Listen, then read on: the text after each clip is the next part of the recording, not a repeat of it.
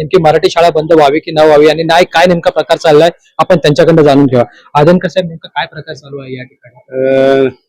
दत्ता मेघे साहेबांनी हे छोटस रोपट सिडकोच्या माध्यमातून या ठिकाणी रावलं आणि या रोपट्याचं जेव्हा वटवृक्ष रूपांतर झालं त्यावेळी त्यांनी ही संस्था एका व्यावसायिकांना विकली आणि त्या व्यावसायिकांनी या ठिकाणी व्यवसाय मांडला. या ठिकाणी मराठी मीडियमला ऍडमिशन नाकारलं, त्याच्यामुळे मराठी मीडियम हळूहळू बंद होतोय. आता इंग्लिश मीडियम या ठिकाणी 1800 विद्यार्थी असताना सुद्धा इंग्रजी माध्यम बंद करण्याचा घाट घातला. कारण मराठी माध्यम बंद करून नवी महानगरपालिकेने इंग्रजीला प्राधान्य दिलं. त्यामुळे एक पाऊल पुढे असावं असं या व्यवस्थापनाला वाटत असल्या कारणानं त्यांनी या ठिकाणी इंग्लिश मिडियमच्या प्रत्येक पालकाला वेगवेगळं बोलून त्यांचा ब्रेन वॉश करून या ठिकाणी त्यांच्याकडनं अग्रीमेंट करून घेतले आणि ट्रान्सफरचे प्रक्रिया सुरू केली. तर काही पालकांना तो मान्य नव्हतं, कारण त्यांना 15,000 रुपये वर्षाला काठी वाढ होणार होती.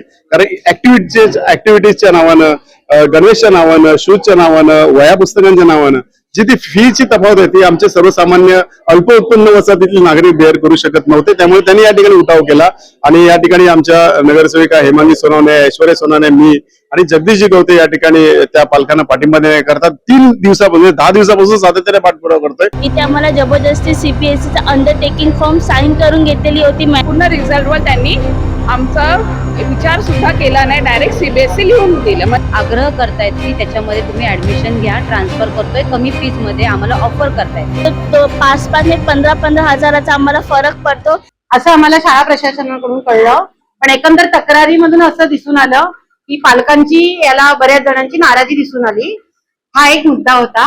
आता दुसरा मुद्दा याच्यामध्ये एक सरांनी मुद्दा मांडला मगाशी, याबाबत शिक्षण विभागाला कळवलंय का? तर माझ्या माहितीनुसार शिक्षण विभागाला कळवलेलं नाही. तो मंत्रालयाला कळवलं असेल, पण कसं असते स्टेप असतात. आपलं डिपार्टमेंट आपले शिक्षण विभाग आहे, तर आपल्या शिक्षण विभागाला निदान आमच्या उपायुक्त मॅडम ज्या आहेत संगरत्न खिलारे मॅडम यांनाही कळवलेलं नाही. जेव्हा आमच्याकडे जेव्हा तक्रार प्राप्त झाल्या तसे कानावरून येणाऱ्या गोष्टी वेगळ्या आणि ऍक्च्युअल तक्रार येणं ही गोष्ट वेगळी आहे. कानावरून येत होतं की श्रीराम शाळेमध्ये असं असं घडते, कारण मी ऐरोली विभागातच आहे, ऐरोलीची केंद्रप्रमुख पण आहे, त्यामुळे माझ्या कानावरती या गोष्टी येत होत्या. पण रीतसर तक्रार आल्यानंतर आणि मला ती मार्क केल्यानंतर आम्ही काल लगेचच्या लगेचच प्रिन्सिपलना ऑफिसमध्ये बोलवून घेतलं होतं.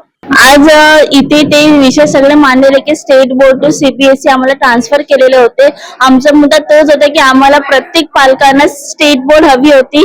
इथे आम्हाला जबरदस्ती सीबीएसईचा अंडरटेकिंग फॉर्म साईन करून घेतलेली होती. मॅनेजमेंटनी आम्हाला मीटिंग बोलवली गेली होती. सांगितलं होतं की हा तुमचा फर्स्ट मीटिंग आहे, ते तुम्हाला फक्त सूचना घेत आहे आणि तसं करून सगळ्यांशी आम्हाला सिग्नेचर करून घेतलं होतं.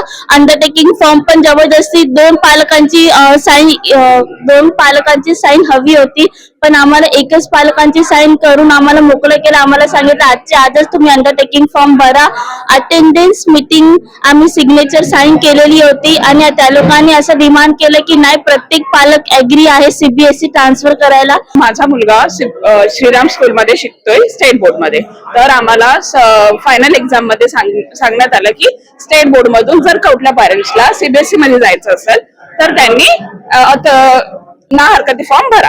पण आम्हाला तेव्हाच आम्ही ऑब्जेक्शन घेतलेलं, कारण की आम्हाला आमचं स्टेट बोर्डच हवा होता. आम्हाला सीबीएसई मध्ये घालायचं असतं तर आम्ही फर्स्ट स्टँडर्ड पासून घातली असती.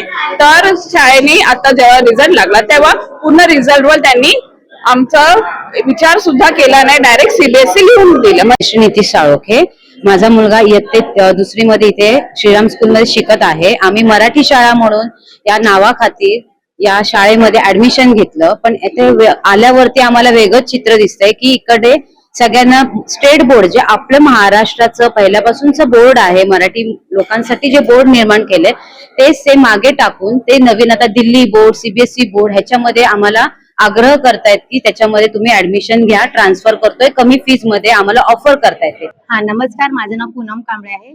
मी पण या शाळेचे माजी विद्यार्थी आहे.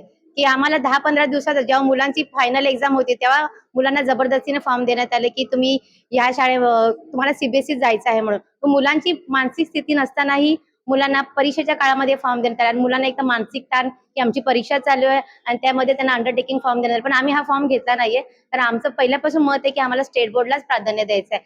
श्रीराम शाळेमध्ये असा बाजार चाललाय शिक्षणाचा बाजार चाललाय की मराठी मीडियम सुद्धा बंद करायचं आणि स्टेट बोर्ड सुद्धा बंद करून फोनिक्स ठेवायचं असं त्यांचं चाललंय. सीबीएसई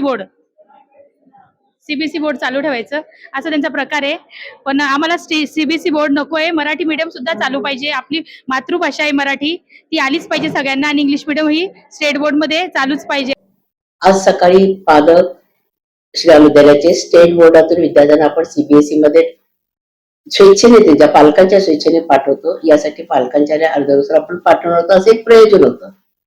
पण आज सकाळी काही पालक आले होते, काही आपले इथले लोकप्रतिनिधी होते आणि मॅनेजमेंटचे अधिकारी, अशी सगळ्यांची एक मीटिंग झाली. कारण का तशी शिक्षण अधिकाऱ्यांच्या ऑफिसमध्ये आणि माननीय उपयुक्त यांच्या ऑफिसमधून सूचना झाली होती की मॅडम काही पालकांचं म्हणणं आहे की आम्हाला स्टेट बोर्डच पाहिजे. यासाठी तुम्ही मीटिंग घ्या आणि मीटिंग मध्ये लोकांची मतही आजमवा. यापूर्वी आजवली होती, पण आजही परत बोलवतो. तर त्यातलं काही पालकांचं असं म्हणणं आहे की आम्हाला स्टेट बोर्डच पाहिजे आणि काही पालकांचं मत आहे आम्हाला सीबीएसईची संधी मिळते तर आम्ही त्याचाही आम्हाला उपयोग होते. असे तर ह्याच्यातून आपण एक सुवर्ण मध्य काढतोय की स्टेट बोर्ड आहे, त्यांना स्टेट बोर्ड मध्ये शिकू दे, ती शाळा तशीच चालू राहील. त्यांना सीबीएसईत जायचंय, ते 1ली ते 7वी सीबीएसई स्टेट बोर्डाच्या फी नुसार जाते. जी स्टेट बोर्डाची फी असेल त्यानुसार स्टेट बोर्डाची जशी फीचा वाढायचा प्रपोजल असेल त्यानुसार ते वाढेल.